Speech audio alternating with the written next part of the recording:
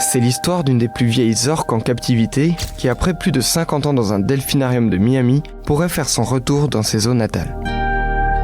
Cette opération devrait prendre jusqu'à 2 ans et coûter entre 15 et 20 millions de dollars. On est vraiment à un tournant, en tout cas, dans la lutte contre la captivité. Voici l'histoire de l'orque Lolita. Tout commence en août 1970. Lolita, aussi appelée Tokitae, a 4 ans environ. Elle fait partie d'un groupe d'orques qui vit dans les eaux du nord-ouest des États-Unis. Elle est alors piégée avec des dizaines d'autres orques par des chasseurs d'orques pour être vendue à des delphinariums plusieurs milliers de dollars. Ce type de capture fait fondre cette population de cétacés considérée aujourd'hui comme menacée. C'est au Miami Seaquarium que Lolita est vendue. C'est le parc de la série Flipper le dauphin. Elle devient l'attraction principale avec Hugo, une orque mâle capturée 2 ans plus tôt. Ils se partagent le plus petit bassin d'orques des États-Unis, il fait 24 mètres de long et 6 mètres de profondeur. En mars 1980, Hugo meurt après s'être frappé la tête contre les rebords du bassin. Lolita continue d'être exposée au public. Le quotidien d'une orque comme Lolita depuis 50 ans, c'est comme le quotidien de toutes les orques en captivité. C'est tourner en rond dans un bassin toute la journée, s'ennuyer, flotter et attendre son tour pour le spectacle et attendre son tour pour avoir sa ration de poisson et sa ration de gélatine pour s'hydrater. Donc c'est vraiment une vie qui est vraiment misérable. This is an animal that's thriving and healthy here at Miami Seaquarium. I mean, she's lived here for 45 years. I mean, her care is a testament to her longevity. En 2003, un documentaire dénonce les conditions de captivité de Lolita.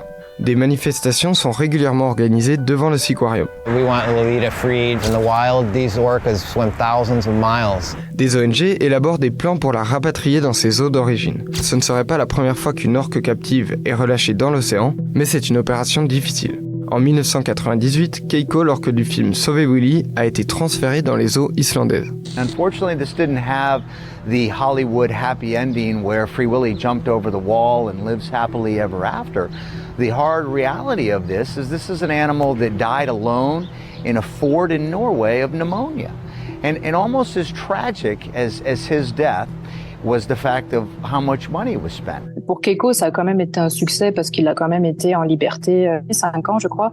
Et c'est certes, il est décédé d'une pneumonie, mais il faut savoir que sa condition médicale, son état de santé a été gravement atteint par ces années de captivité. Et il est décédé chez lui, libre, donc c'est une belle chose. Début 2022, le nouveau gérant du parc annonce que Lolita ne sera plus exposée au public. Début 2023, 52 ans après sa capture, le parc et l'ONG Friends of Lolita annoncent un accord visant à la faire sortir du delphinarium. Today is a historic day. It has been announced that plans are being put in place to return Lolita to her ocean home. La solution imaginée pour elle est un enclos disposé directement dans l'océan. Donc, elle ne sera pas relâchée comme ça dans la nature. C'est sûr qu'après 52 ans de captivité, on ne peut pas relâcher un animal comme ça sans l'avoir préparé à revivre dans son milieu naturel, à réapprendre à chasser, réapprendre à communiquer. Et après, advienne que pourra, on ne sait jamais. Sa famille est encore en vie, on connaît sa famille. Elle fait partie de la population des orques résidentes du Sud. Jim Irsay, le président des Colts, l'équipe de foot américain d'Indianapolis, s'est engagé à financer une grande partie des 15 à 20 millions de dollars nécessaires pour l'opération. Il y a environ 54 orques qui sont en captivité encore dans le monde. Et forcément, quand on a ce genre de nouvelles, c'est sûr que du côté des delphinariums, ils doivent forcément s'inquiéter parce que ça peut effectivement être une porte ouverte pour ensuite libérer d'autres orques. C'est qu'avec la collaboration des parcs et avec l'accord des parcs qui sont propriétaires des animaux qu'on pourra avancer.